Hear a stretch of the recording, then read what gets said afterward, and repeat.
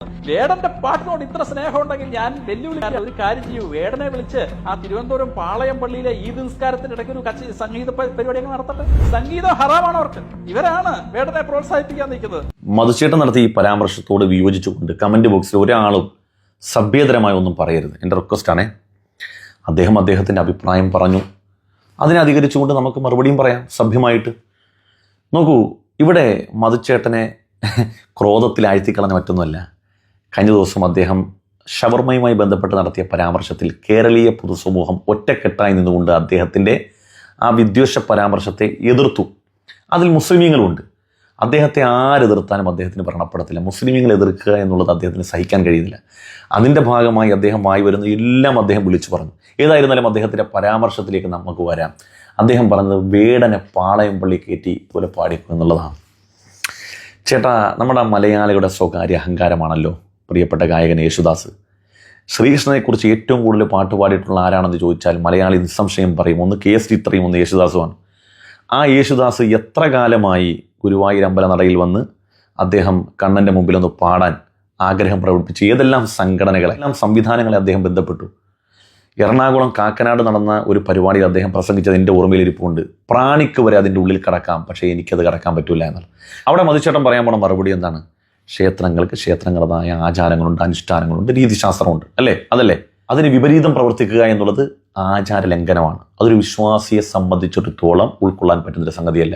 ആണേ എന്ന് പറഞ്ഞതുപോലെ പള്ളികൾ നമസ്കരിക്കാനുള്ളതാണ്. ചേട്ടന് പോലും അറിയാം. മദ്രസകൾ ധാർമ്മിക വിദ്യാഭ്യാസം അഭ്യസിക്കാനുള്ളതാണ്. കുഞ്ഞു കൗമാരങ്ങൾ മദ്രസയിൽ രാവിലെ വന്നാൽ ആദ്യം പഠിക്കുന്നത് അദബുൻ മര്യാദ എന്നുള്ളതാണ്. അപ്പം മധുചേട്ടന് വ്യക്തമായില്ലേ? പള്ളി എന്നുള്ളത് ആരാധനാകർമ്മങ്ങൾക്കുള്ളതാണ്, മദ്രസ എന്നുള്ളത് ധാർമ്മിക വിദ്യാഭ്യാസം അഭ്യസിക്കാനുള്ള സ്ഥലമാണെന്ന് വ്യക്തമായി. പ്രിയപ്പെട്ട മധുചേട്ട, ഇസ്ലാം കലകൾക്കും സാഹിത്യത്തിനും എതിരല്ല. മനുഷ്യർക്ക് ഉപയുക്തമായ എല്ലാ കലകളെയും സാഹിത്യത്തെയും ഇസ്ലാം പ്രോത്സാഹിപ്പിക്കുന്നുണ്ട്. ഇസ്ലാം ഏറ്റവും കൂടുതൽ പ്രയോറിറ്റി കൊടുക്കുന്നത് അറിവിനാണ്, ധാർമ്മികമായ വിദ്യാഭ്യാസത്തിനാണ്. അതുകൊണ്ട് ഇസ്ലാമിക സമൂഹത്തിനുണ്ടായ നേട്ടം എന്താണെന്നറിയോ? നോക്കൂ നിങ്ങൾ, ഇവിടെ ധനൂപേട്ടൻ കാളിച്ചേട്ടനെ അത് പറയും, ഒന്ന് കേട്ടു നോക്ക്. ഒരു മുസ്ലിം കുടുംബത്തിലെ കുട്ടി ജനിക്കുകയാണെങ്കിൽ ആ ജനിച്ചു കഴിഞ്ഞ ആ കുട്ടി കാണുന്ന ആളുകളിലൊക്കെ ഭയങ്കരമായിട്ടുള്ള ആ ഒരു വിശ്വാസവും കാര്യങ്ങളും കൂട്ടിക്കൊണ്ടുള്ള കാര്യങ്ങളാണ് പിന്നെ അവിടുന്ന് ആ കുട്ടി കാണുന്നത്. ആ കുട്ടി മോശമായിട്ടുള്ള ഒരു കാഴ്ചയും അവരുടെ കുടുംബത്തിൽ നിന്ന് കാണുന്നില്ല എന്നുള്ളതാണ്. അതിനോടൊപ്പം തന്നെ ആ കുട്ടിക്ക് ഒരു ബുദ്ധി ഉറയ്ക്കുന്ന സമയമാകുമ്പോൾ കുട്ടികളെ മതം പഠിപ്പിക്കാൻ വേണ്ടി പറഞ്ഞയക്കുകയാണ് മദ്രസകളിലോട്ട്. ഈ കുട്ടി ഓട്ടോമാറ്റിക്കലി ആ ഒരു കൾച്ചറിലോട്ട് പോവുകയാണ്. മുസ്ലിം കുടുംബത്തിലായാലും ഗൾഫുകാര് കാര്യങ്ങൾ വരുന്നു, ഭയങ്കരമായിട്ടുള്ള സ്നേഹം, കൂടിച്ചേരലുകൾ, അനങ്ങിയ അങ്ങോട്ട് പോകുന്നു, ഇങ്ങോട്ട് പോകുന്നു, അവിടെ വരുന്നു, ഇവിടെ വരുന്നു. ഹിന്ദുവിന്റെ കുടുംബത്തിലോട്ട് വരുമ്പോൾ നിങ്ങളെ വീട്ടിലൊരു കുട്ടി ജനിച്ചാൽ കുപ്പി, നിങ്ങളുടെ വീട്ടിൽ കുട്ടിക്ക് 28 കെട്ടാൻ കുപ്പി, നിങ്ങളുടെ കുട്ടിക്ക് പിറന്നാൾ കഴിക്കാൻ കുപ്പി, നിങ്ങളുടെ അച്ഛന് പിറന്നാൾ കഴിക്കാൻ കുപ്പി, അമ്മയ്ക്ക് പിറന്നാൾ കഴിക്കാൻ കുപ്പി, അച്ഛന്റെ ഷഷ്ടിപൂർത്തിക്ക് കുപ്പി, അച്ഛന്റെ പട്ടടയ്ക്ക് വെക്കുമ്പോൾ കുപ്പി. മധുചേട്ടൻ കേട്ടല്ലോ അല്ലേ?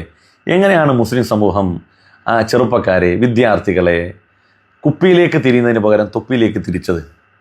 പള്ളിയുടെ മദ്രസയുടെ ഒക്കെ മുറ്റത്ത് രാവന്തിയോളം മനുഷ്യർക്ക് ഒരു ഉപകാരമില്ലാതെ തുള്ളലും ഉന്മാദത്തിലുമാഴ്ത്തി പാട്ടും ഗാനമേളയും ഡാൻസിനും ഒക്കെ അപ്പുറം അവർ പ്രഭാഷണ പരമ്പരകൾ സംഘടിപ്പിച്ചു.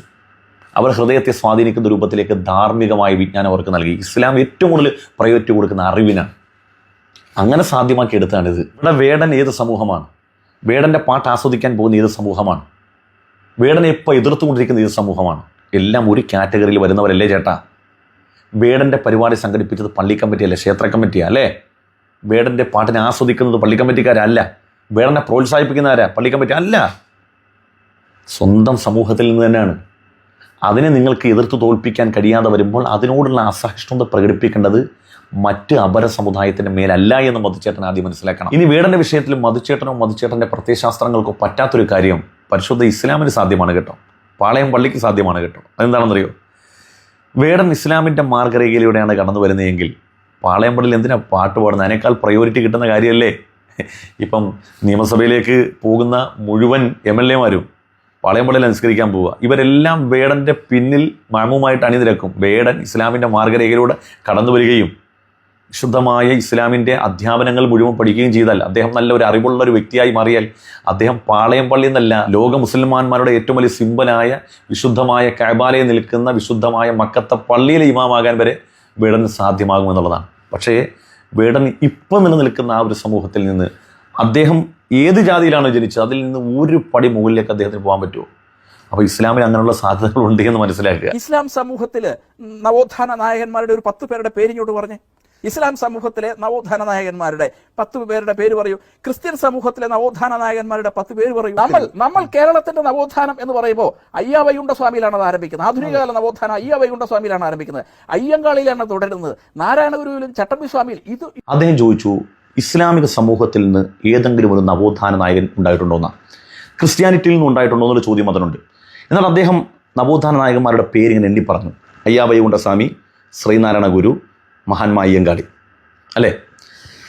മധുസാറിനോട് എല്ലാ ബഹുമാന ആദരവും നിലനിർത്തിക്കൊണ്ട് ചോദിക്കുകയാണ്, എന്താണ് ഈ നവോത്ഥാനം? അതാദ്യം നമ്മൾ പഠിക്കണ്ടേ. നവോത്ഥാനം എന്ന് പറഞ്ഞാൽ എന്താണ്? 20-ാം നൂറ്റാണ്ടിൻ്റെ തുടക്കത്തിലും 19-ാം നൂറ്റാണ്ടിൻ്റെ ഒടുവിലുമായി കേരളത്തിൽ രൂപം കൊണ്ട മതപരവും സാംസ്കാരികവുമായ പരിഷ്കരണത്തിനാണ് നവോത്ഥാനമെന്ന് കേരളത്തിൻ്റെ പശ്ചാത്തലത്തിൽ നമ്മൾ നിർവചിക്കാറുള്ളത്. ഇതിൽ പരിഷ്കർത്താക്കളായി നവോത്ഥാന നായകന്മാരായി ബഹുമാനപ്പെട്ട മധുസാർ എന്നിവരാരൊക്കെയാണ്? അയ്യാവൈകുണ്ഠ സ്വാമി, ശ്രീനാരായണ ഗുരു, അയ്യങ്കാളി. ഇവർ ഏത് സമൂഹത്തെയാണ് പരിഷ്കരിക്കാൻ ശ്രമിച്ചതെന്ന് ചോദ്യം പ്രസക്തമല്ലേ? ഇസ്ലാമിനെ പരിഷ്കരിക്കാൻ അവർ ശ്രമിച്ചോ? അല്ല. ക്രിസ്ത്യാനിറ്റിയെ പരിഷ്കരിക്കാൻ ശ്രമിച്ചോ? ഇല്ല. എന്തുകൊണ്ട്? ഈ 2 സമൂഹത്തിനും ഇവിടെ പരിഷ്കരണത്തിൻ്റെ ആവശ്യമില്ലായിരുന്നു. പ്രത്യേകിച്ച് ഇസ്ലാമിനെ സംബന്ധിച്ചിടത്തോളം ഈ പരിഷ്കരണത്തിൻ്റെ ആവശ്യം വരുന്നത്. ഇസ്ലാം തന്നെയും ഒരു നവോത്ഥാന പരിഷ്കരണ പ്രസ്ഥാനമായിരുന്നു. എന്താണ് അതിൻ്റെ തെളിവ്? ഈ മാധവൻ്റെ സ്വതന്ത്ര സമുദായം എന്ന പുസ്തകം ബഹുമാനപ്പെട്ട മധുസാർ കണ്ടു കാണത്തില്ലല്ലേ? ഇതിൻ്റെ തുടക്കത്തിലൊരു പരാമർശമുണ്ട്. 1924 മുതൽ 1942 വരെയുള്ള കാലത്താണ് ഇതിൻ്റെ ഭാഗമായി നിരവധി പ്രക്ഷോഭങ്ങൾക്കൊപ്പം പുസ്തകങ്ങൾ, ലഘുലേഖകൾ, ലേഖനങ്ങളൊക്കെ പ്രസിദ്ധീകരിക്കപ്പെടുന്നത്. സ്വാമി ധർമ്മതീർത്ഥരുടെ ഹൈന്ദവ ദുഷ്പ്രഭുത്വ ചരിത്രം, സ്വതന്ത്ര സമുദായം, അസവർണർക്ക് നല്ലത് ഇസ്ലാം തുടങ്ങിയ പുസ്തകങ്ങൾ ശ്രീ നാരായണീയരുടെ സംഭാവനകളായിരുന്നു. നവോത്ഥാന നായകന്മാരുടെ പേരിൽ അങ്ങ് എണ്ണിപ്പറഞ്ഞ ശ്രീനാരായണ ഗുരു ഉണ്ടല്ലോ, ആ പരിഷ്കർത്താവിൻ്റെ അനുയായികൾ, അദ്ദേഹത്തിൻ്റെ സിദ്ധാന്തം ഉൾക്കൊള്ളുന്ന ആളുകൾ, അവർ രചിച്ച കൃതികളിലൊന്നാണ് അസവർണർക്ക് നല്ലത് ഇസ്ലാം എന്നുള്ളത്. എന്തുകൊണ്ടാണ്?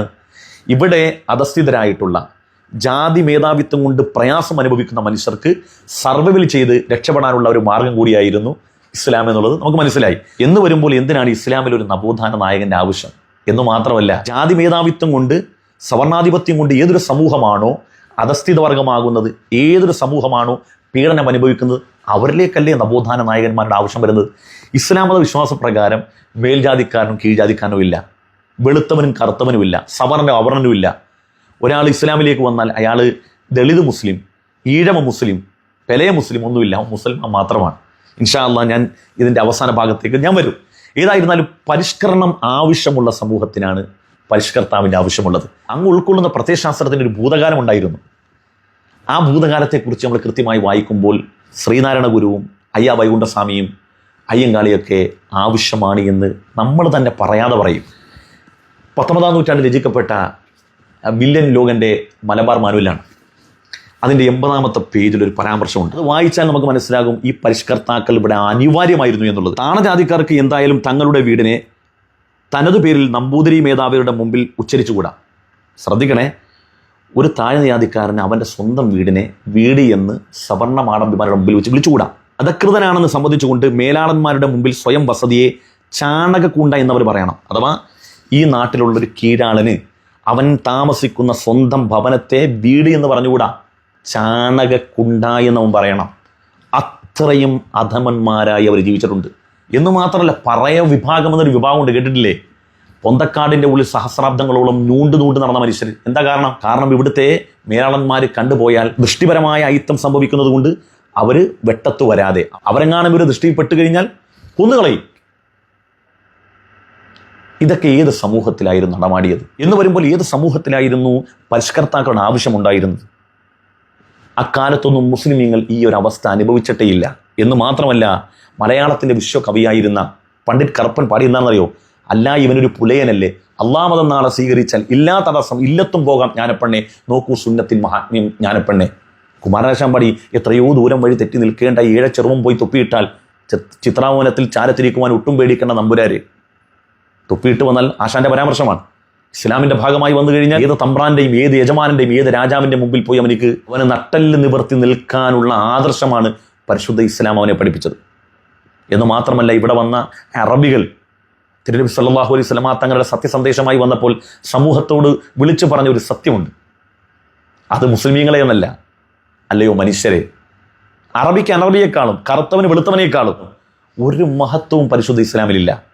മുഹമ്മദ് നബി സല്ലല്ലാഹു അലൈഹി വസല്ലമ തങ്ങൾ ജനിച്ച് ജീവിച്ച് വിടവാങ്ങിപ്പോയ അറബ് ദേശത്ത് ഒരാൾ ജനിച്ചു എന്നതുകൊണ്ട് അയാൾക്ക് ഇന്ത്യക്കാരനേക്കാളോ, ആ നാട്ടിൽ ജനിക്കാൻ കഴിഞ്ഞില്ല എന്നതുകൊണ്ട് ഇന്ത്യക്കാരന് അയാളെക്കാളോ എന്തെങ്കിലും മഹത്വം ഇല്ലായ്മയോ ഒന്നുമില്ല.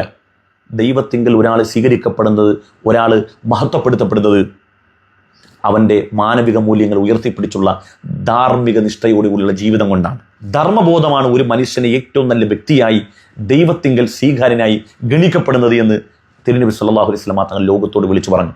ഈ നാട്ടിലേക്ക് വന്ന അറബികൾ ഈ കേരളത്തിലെ സമൂഹത്തോട് പറഞ്ഞത്.